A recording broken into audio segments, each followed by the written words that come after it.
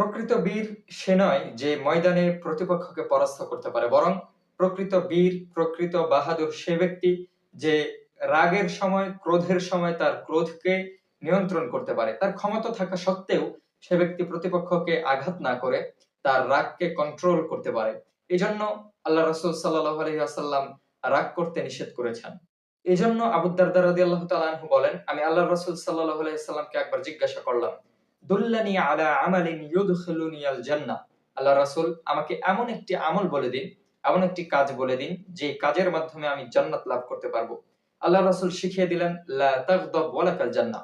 তুমি রাগ করো না, তোমার ক্রোধকে নিয়ন্ত্রণ করো, তুমি জান্নাতের অধিকারী হবে। অপর হাদিসে আল্লাহ রাসূল সাল্লাল্লাহু আলাইহি ওয়াসাল্লামকে বারংবার প্রশ্ন করা হচ্ছিল যে আমাকে একটি উপদেশ দিন, আমাকে উপদেশ দিন। আল্লাহ রাসূল বারবার একই কথা বলছিলেন, লা তাগদাব, লা তাগদাব, তুমি রাগ করো না, রাগ করো না। সুতরাং এই ছোট্ট এবং সহজ একটি আমল, রাগকে কন্ট্রোল করা, ক্রোধকে নিয়ন্ত্রণ করা, এই আমলটির মাধ্যমে কিন্তু আমরা আল্লাহ রাব্বুল আলামিনের জান্নাত লাভ করে নিতে পারি।